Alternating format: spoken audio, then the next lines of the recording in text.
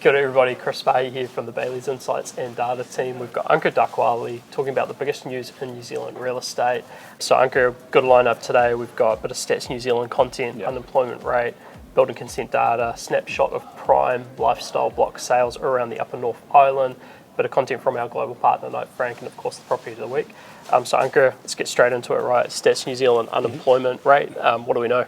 Yeah, so Stats New Zealand come up with this unemployment rate for the June quarter, and it's gone up. So it's gone up to 3.6%, and this is up from 3.4% in the previous quarter. What's really interesting is that the underutilization rates, this is the rate where people want to work more, has gone up as well. So this has gone up from 9.1% in the previous quarter, 9.8% in this current quarter.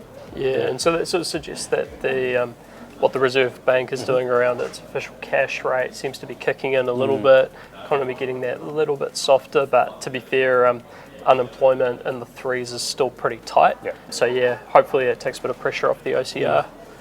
So we'll see how that goes. And then we've also got building consent data. So what do we know about this? Yeah, so the latest building consent data shows that the home consents were down for the year to June 2023. Now, the year to June, we had 44,529 homes, and this is down 12% on a year-on-year basis. At a quarterly level, we had 18,498 standalone homes consented. This was down 23%. But what's real interesting is we had 26,031 multi-unit homes consented, but this was only down 3% year-on-year. So that real push for the multi-unit developments, it's still holding strong. Yeah, quite interesting as well. So a couple of regions with increases: Gisborne, Tasman, Nelson, Marlborough. So kind of interesting little cluster there, mainly multi-unit housing that's kind of keeping levels up there. Overall, just continues that trend downwards in the supply of new housing that will be coming to market. So likely to sort of see a bit of tightening on that supply side. So next up, if you've been talking to real estate agents lately, you might have heard about the squeeze on new listings that's been coming through the market. And so realestate.co.nz's just released their latest market data, which actually shows some evidence that that is occurring. So Ankur, what do we know in this space? Yeah, so in this space, we know that the new for sale listings on realestate.co.nz are down substantially in July 2023 compared to July 2022.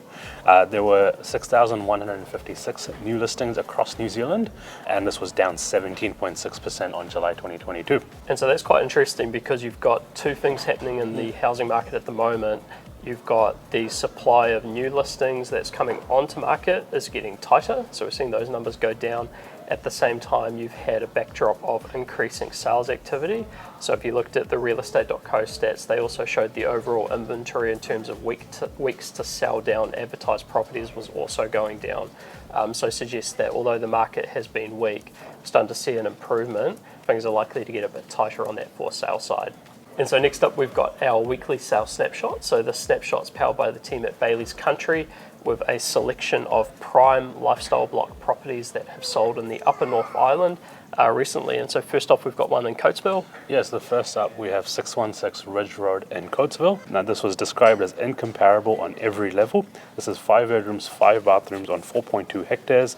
It's luxury living and rural views, and this was sold for $6.5 million by Angeline Wong, Paul Arundel, and Ailsa MacArthur from Bayleys in Coatesville. Next up, we've got 3 Lancewood Lane in Karapiro. So this is luxury resort lifestyle by the lake, 4 bedrooms, 2 bathrooms on 0.32 hectares. Waikato Region Supreme Award winner in the Registered Master Builders House of the Year competition, sold for $4.17 million, and that was sold by Angela Finnegan from Bayleys Hamilton. And last up, we have 567B Estelle Road in Whakamarama in Bay of Plenty. This was described as artist's muse and endless views. This is 4 bedrooms, 2 bathrooms on 1.29 hectares. Expansive family home, 25 kilometers from Tauranga. It's phenomenal ocean views, and this was sold for $2.6 million and sold by Snow Williams from Bayleys in Tauranga. Yes, a nice little lineup there. Also, if you're hearing a baby crying in this video, there is a baby in the background, so that's what's explaining that sound. So next up, going offshore, our global partner Knight Frank released their latest Residential Cities Index for Q1 2023. And so, Ankur, what do we know about this? Yeah, so this has been real interesting because annualized growth across most cities has fallen, but on average, the index actually increased by 3.1% in the year to March 2023. 51% of the cities had a decrease in the index, 7 with more than a 5% decrease.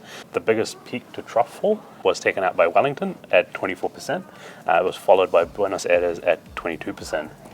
Yeah, well, it's also interesting, you've still got some of the Turkish cities going hard with their inflation-driven increases. Ankara up at 135% over the past 12 months, which is pretty serious.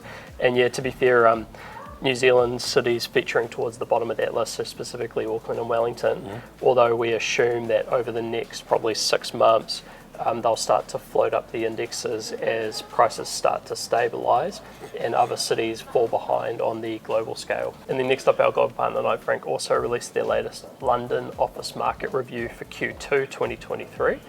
So Ankur, it looks like the market over there is getting a bit tighter in the prime space. Yeah, so demand for prime space, as we've witnessed across New Zealand as well, has increased. So that's making that part of the market real tight. Prime availability remains really low relative to demand, so it's going to push up rents in this area. But you can also see that space under offer and requirements has also increased. So we've got more people and more corporates coming into play now. Yeah, interesting. And in that investment side, so their investment sales volumes have been lower due to higher interest rates. And what they're seeing is that the most active buyers at the moment are private capitalists, like private wealth, followed by REITs. And it's interesting because we saw the same thing in New Zealand with lower sales volumes in commercial off the back of higher funding costs. And we also saw a growth in private wealth as purchasers in terms of who was most active. So yeah, interesting to see those trends basically flow through around the world. And then finally, to wrap up, we've got our property of the week. So Ankur, you've got a cool one in Herne Bay. Yeah, so my property of the week is 15/10 Shelley Beach Road. This is described as panoramic penthouse perfection, 3 bedrooms, 2 bathrooms, and 2 car parks. Views across Auckland from Sky Tower to the Harbour Bridge and out to Rangitoto as well.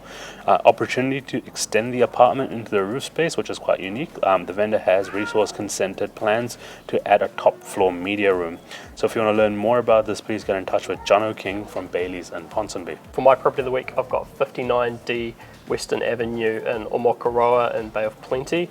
So described as this opportunity will never be repeated, so it's a pretty big call. 6 bedroom, 7 bathroom home on 1.0 hectares of park-like grounds, private site overlooking a coastal golf course, swimming pool, tennis court, mature fruit trees.